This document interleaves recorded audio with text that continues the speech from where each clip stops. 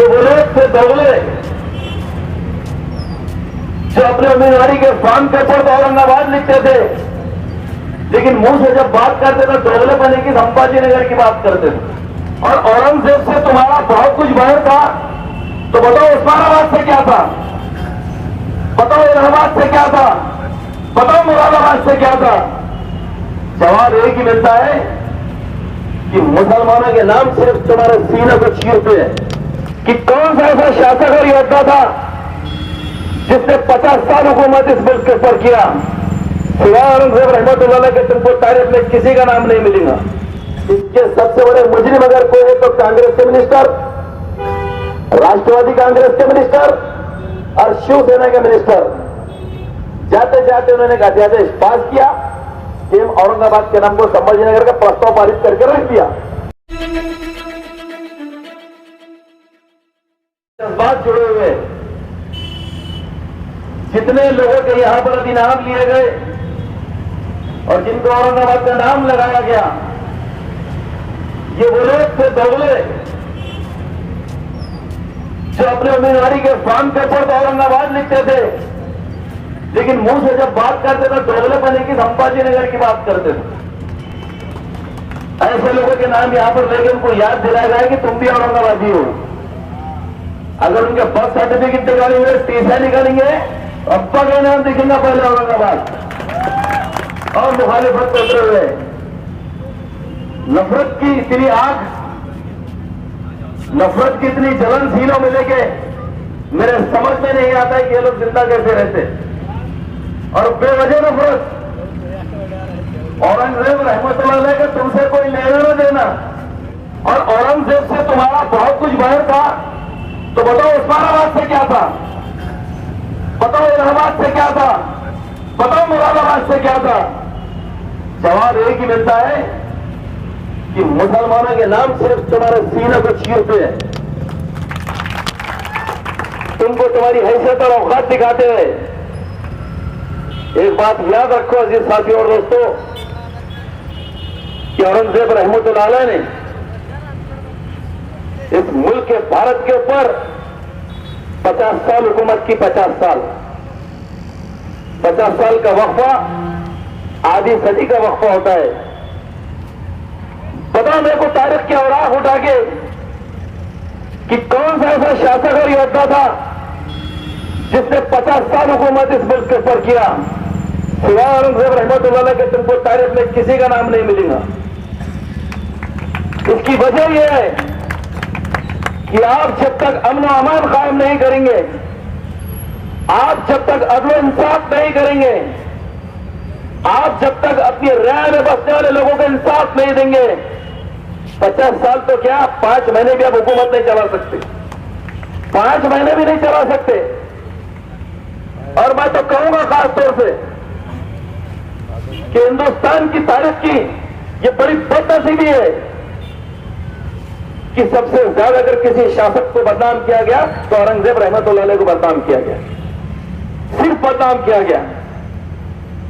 लेकिन एक बात याद रखिए, जो लोग व्हाट्सएप की तारीख पढ़ते हैं और व्हाट्सएप की तारीख पढ़ के बड़बोले बयान देते हैं और बड़बोले बयान देके कुछ भी बात करते हैं, और मैं कई दिनों से आवाज भी सुनता हूं अभी ये राष्ट्र बन जाना चाहिए, अभी हिंदू राष्ट्र हो जाना चाहिए, अखंड भारत हो जाना चाहिए।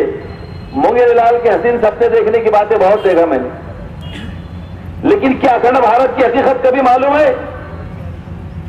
अखंड भारत की तारीख को कभी समझने की कोशिश की है?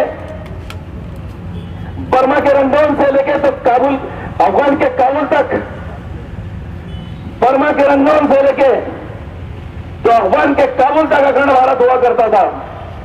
और इस अखंड भारत के ऊपर 50 साल अगर किसी ने हुकूमत की तो आलमगीर रहमतुल्लाह अलैह औरंगजेब ने की। पहले इस तारीख को पढ़ो।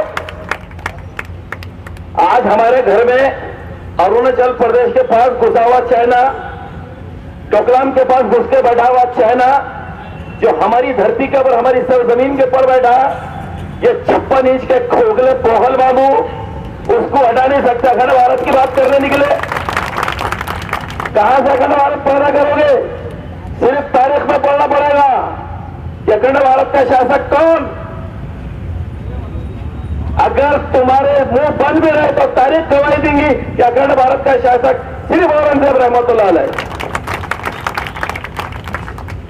50 साल का दौर तमाम रियासत को लेके, तमाम समाज के लोगों को लेके, तमाम जात बिरादरी को साथ में लेके और मुल्क के ऊपर हुकूमत करना मामूली बात नहीं है। लेकिन दौरे जदीद की जो सियासत है, कलयुग की जो सियासत है, ये सिर्फ मुंह चौपड़ का एक टोला है। ये सिर्फ आंकड़ों का खेल खेल रहे हैं, आंकड़ों का खेल खेल रहे हैं और पूरी तारीख के हक के निशानों को मिटाने की कोशिश कर रहे हैं, बिन बोले बयान दे रहे हैं। मेरे को एक बात बताइए, अभी ये चंद महीनों पहले लॉकडाउन लगा हुआ था, उद्धव ठाकरे साहब बेहतरीन अपनी सरकार चला रहे थे, सत्ता चला रहे थे, कुछ भी याद नहीं था उनको। संभाजी महाराज, शिवाजी महाराज, सारे महाराज को भूल चुके थे, सिर्फ अपनी हुकूमत चला रहे थे। लेकिन जब उनको समझ में आया कि अब अपने पैर के नीचे से जमीन खिसक रही है, अपने लोग अपना साथ छोड़ के गद्दारी करके भाग रहे हैं, तो अब जाते जाते क्या किया जाए? लोग पूछेंगे ना कि भाई बातें तो बहुत बड़ी बड़ी किए थे, आपके आबाओं ने भी किए थे, आपके अजदाद ने भी किए थे, शासन आपके हाथ में था, फिर आपने वो काम क्यों नहीं किए? तो भागते की लंगोटी हाथ में क्या मिली? तो बोले संभाजी नगर।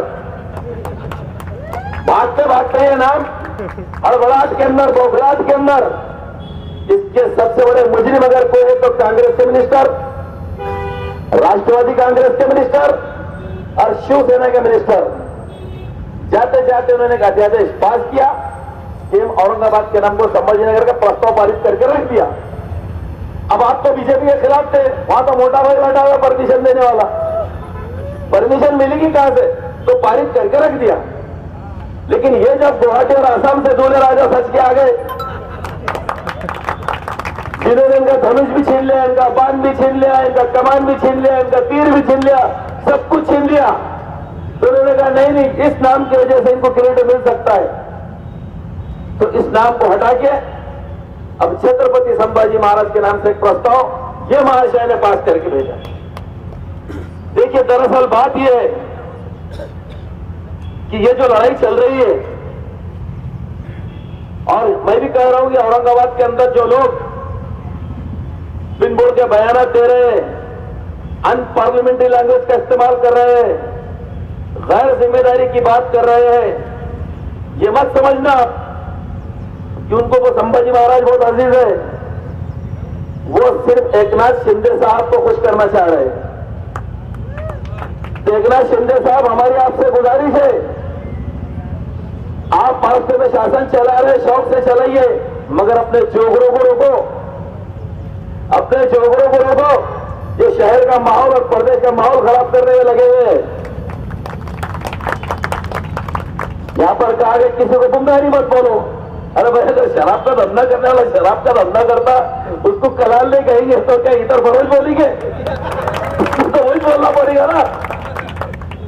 तो हमारी हुकूमत से ये गुजारिश है कि अपने जोगड़ों की जबानों को रोको, और अगर हुकूमत अपने जोगड़ों की जबान को नहीं रोकती है तो पुलिस प्रशासन का काम है कि कानून की नकेल उनकी गर्दन में डाल, पहली फुर्सत में डाले। शहर में अमन अमान की सबसे बड़ी जरूरत है, और यही जोगड़ा माहौल खराब करने की कोशिश कर रही है। वो जोगड़ा है जिनको इतना शिंदे साहब ने मिनिस्टर नहीं बनाया। चाचा पीट पीट के बताना चाह रहे, अरे साहब हम भी वफादार है, हम भी वफादार है, कुछ तो दो, कुछ तो दो, कुछ तो दो। ये कोई काम के नहीं है। एक बात याद रखना, औरंगाबाद की तारीख में आखिरी बार ये आमदार बने, इसके बाद इनकी दास्तान भी नहीं रहने वाली है। दास्तानों इनकी दास्तान भी नहीं रहनी दास्तानों में, कि तो तुम्हारा मिजाज मफाद परस्ती का है, तुम्हारा मिजाज जाति मफाद परस्ती का है। आपको चुन के जो कामों के लिए शहर में तुमने वो एक काम नहीं किया, और यहाँ के टपली बजा ले संभाजी नगर औरंगाबाद, संभाजी नगर औरंगाबाद, इसके लिए लोगों ने चुन के दिए थे क्या? इसके लिए चुन के दिए थे क्या? शहर औरंगाबाद के अंदर 28 साल कांग्रेस, शिवसेना और बीजेपी ने कारपोरेशन के अंदर सत्ता चलाई, और सत्ता चलाने के बाद के अंदर औरंगाबाद में बसने वाले लोगों थोड़ा से अपने जहनों को झंझोड़ो कि ये बेवकूफों का टोला, जाहिलों का, नाहिलों का टोला बैठा हुआ था 28 साल, जिन्होंने आपको पीने का पानी तक शहर में नहीं दिया। सिर्फ हिंदू और मुसलमान की गंदी राजनीति चलाए, सत्ता की कुर्सी पर बैठ के भ्रष्टाचार करे और आपको तमाम शहरवासियों को प्यासा रखा। 10-10 दिन पानी पिए ना आपने, 10-10 दिन के बाद पानी आया ना आपको पीने के लिए। इलेक्शन आने वाले इनके गिरवा पकड़ के पूछो। और एक बात खास तौर से कहूंगा कि औरंगाबाद में बसने वाले तमाम नागरिकों ने सबसे महंगा हिंदुस्तान का पानी अगर के खरीदा है तो औरंगाबाद में खरीदा। ये दिया तुमने शहर को, तुमने सड़कें नहीं दी, तुमने पानी नहीं दिया, तुमने कर्जे कचरे का नियोजन नहीं किया। सिर्फ जय भवानी और जय शिवाजी बोल के 28 साल लोगों को बेवकूफ बनाए। अरे कब तक बेवकूफ बनेंगे इनके बेवकूफ नारों में? क्या अपनी आने वाली नस्लों को कभी सोचोगे? क्या कभी शहर की तरक्की की तरफ सोचोगे? कोई नियोजन इनके पास में कारोबार का नहीं है, कोई नियोजन इनके पास नौजवानों की नौकरियों का नहीं है, कोई नियोजन इनके पास में महिलाओं की सुरक्षा का नहीं है, कोई नियोजन इनके पास में आने वाले मुस्तकबिल का नहीं है। अगर इनके पास में कुछ है तो एक ही ढोले बस, हिंदू मुसलमान, हिंदू मुसलमान, हिंदू मुसलमान। ये खेल अब ज्यादा दिन तक चलने वाला नहीं है। जिस तराने को तुमने छेड़ा है अब उसका अफसाना पूरा सुनना पड़ेगा, उसका अफसाना तो पूरा सुनना पड़ेगा। और उसी की मिसाल यहां पर ये औरंगाबाद नामांतर विरोधी संघर्ष समिति की जानिब से ये प्रोग्राम रखा गया है और ये एहतजाज और ये तहरीक, आइए, ये तहरीक आपको आवाज दे रही है। आइए इस तहरीक में शामिल होइए। देखिए एक बात याद रखिए, आपके हौसलों को पसपा करने की कोशिश की जाएगी, आपके हौसलों को कमजोर करने की कोशिश की जाएगी। हम रोज सवेरे यहाँ के बैठते हैं, 5-5, 6-6 घंटे बैठते हैं। तमाम जितने लोग हैं, पर मुंशी पटेल साहब है, यासीन साहब है, फिरोज खान साहब है, तमाम लोग, और हम यहाँ पर चंद लोग बैठते हैं, सैकड़ों की तादाद में रहते हैं। लेकिन शहर की जानी मानी हस्ती हमारे सामने से जाती है। यहाँ से देख के ये चीजों को छोड़ो, संजीदा हो जाओ, संजीदा होने की जरूरत है और आओ अपना वक्त दो। जब भी आपको वक्त मिलता है वक्त दीजिए, इस तहरीक को कामयाब कीजिए। एक बात याद रखिए, अगर आपको कोई दबाव ताराज करना चाहता है तो सबसे पहले आपकी तारीख मिटाने की कोशिश करता है और वही काम इस शहर औरंगाबाद में किया जा रहा है। आपके साथ ये छिछोरा खेल खेलने की कोशिश की जा रही है। लेकिन इस आंदोलन, ये तहरीक ने, इस एहतजाज ने एक बेहतरीन तारीख बना रहा है, एक बेहतरीन तारीख बना रहा है। और शहर औरंगाबाद के लोगों से मेरी गुजारिश है कि आओ इस तहरीक के अंदर अपना नाम दर्ज कर लो।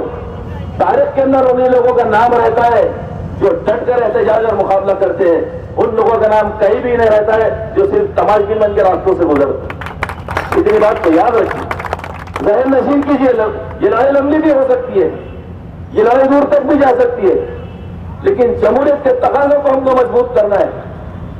सेकुलरिज्म के नाम के ऊपर हमको लड़ाई लड़ना है और जमहूरियत के तकाज़े जितने हैं उनका इस्तेमाल करते इस लड़ाई को हमको लड़ना है। और नौजवानों से खासतौर से मैं कहूंगा कि किसी के बहकाव में ना आए, आओ पुरअमन तरीके से। यकीनन आपका जोश भी ठाटे मार रहा हूंगा, यकीनन आपको भी गलत लग रहा हूंगा कि आपके साथ तो बहुत गलत हो रहा है, लेकिन एक तहरीक समझदारों की चल रही है, एक होशमंद ख्याल रखने वाले लोगों की एक तहरीक चल रही है। आओ आप उसका हिस्सा बन जाओ, आपको उसका हिस्सा बनना पड़ेगा।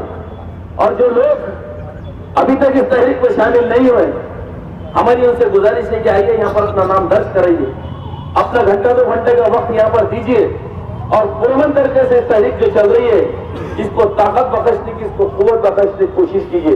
यही तहरीक जब चलेंगे, एक बात याद रखिए, जब आपके पास में जो हुकूमत में बैठी हुई सत्ता है और आपके पास में आंकड़े नहीं है तो बुनियाद सिर्फ सड़क होती है और एहतजाज होता है। इसकी बात याद रखें। हम जमुनी मुल्क में रहते हैं और संविधान के निर्माता डॉक्टर बाबा साहब अम्बेडकर ने एहतजाज करने की जो ताकत और कुव्वत हमको बख्शी है उसका पूरा इस्तेमाल करते हुए हमको हमारा एहतजाज दर्ज कराना है। 4 लोग बैठ के ये ना समझ ले कि मुंबई के अंदर मैंने प्रस्ताव पास कर लिया और जाऊंगा और दिल्ली से उसको मंजूर करा के लाके 25 लाख रहने वाले लोगों के ऊपर उसको थोप दूंगा तो उसका मुंहतोड़ जवाब देना पड़ेगा। आपको इस मन से देना पड़ेगा, इस मन से देना पड़ेगा कि मुट्ठी भर लोग अगर कुछ भी सोच लेंगे तो शहर उस दावे पे चलने वाला नहीं है। शहर उस दावे पे चलने वाला नहीं है। हुकूमतों का काम है तरक्की के काम करना, हुकूमत का काम है फलाह बहबूदी के काम करना, अवाम के चुने हुए नुमाइंदों का काम है कि दबे हुए कुचले हुए पीड़ित शोषित वंचित लोगों की आवाज को असेंबली में उठाना, उनके लिए कानून बनाना, उनके लिए योजनाएं लाना और अपने शहर को और अपने प्रदेश को तरक्की की तरफ लेके जाना। ये सारा खेल तो दिखाई नहीं दे रहा, सिर्फ दिख रहा है तो औरंगाबाद संभाजी नगर, दूसरी तरफ दिखाई दे रहा था हिंदू और मुसलमान। तो शहर के तमाम हिंदू भाइयों से, दलित भाइयों से, तमाम समाज के लोगों से हमारी समझ से हाथ जोड़ के विनंती है कि ऐसे जातिवाद निरोग से आप दूर रहो, इनकी सोच से दूर रहो। इन्होंने 30 साल तक आपको बेवकूफ बनाया और ये आगे भी आपको बेवकूफ बनाने के लिए हिंदू मुसलमान और औरंगाबाद और संभाजी नगर कर रहे हैं। देखिए एक बात याद रखिए, आपने 10-10 दिन के बाद पानी को लिया है, इसकी बात को याद रखिए। टूटी हुई सड़कों पे आप चले, इस बात को जहन में आप रखिए।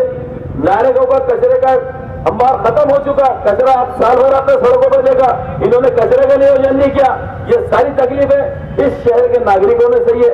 सारी चीजों को सामने रखकर अपने समाज में जो पढ़े लिखे लोग हैं, अपने समाज में जो काबिल लोग हैं, वाकई में जो भेदभाव की राजनीति नहीं करते, वाकई में जो जात पात की राजनीति नहीं करते, ऐसे लोगों को सामने ले जाओ, ऐसे लोगों को चुन के भेजो जिससे देश की भी तरक्की होगी, हमारे शहर की भी तरक्की होगी, समाजों की तरक्की होगी और भाईचारा बना रहेगा।